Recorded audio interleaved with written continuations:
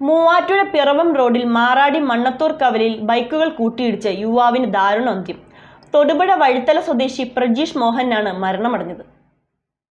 മൂവാറ്റുപുഴ പിറവം റോഡിൽ ബൈക്കുകൾ കൂട്ടിയിടിച്ചാണ് യുവാവിന് ദാരുണാന്ത്യമുണ്ടായത്. തൊടുപുഴ വഴിത്തല സ്വദേശി പ്രജീഷ് മോഹനാണ് മരണമടഞ്ഞത്. കഴിഞ്ഞ രാത്രി മാറാടി മണ്ണത്തൂർ കവലയിലായിരുന്നു അപകടമുണ്ടായത്.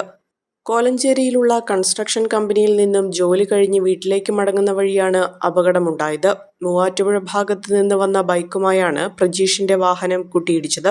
അപകടത്തെ തുടർന്ന് ഓടിക്കൂടിയ നാട്ടുകാർ പ്രജീഷിനെ കോലഞ്ചേരി മെഡിക്കൽ മിഷൻ ആശുപത്രിയിൽ എത്തിച്ചെങ്കിലും മരണം സംഭവിക്കുകയായിരുന്നു.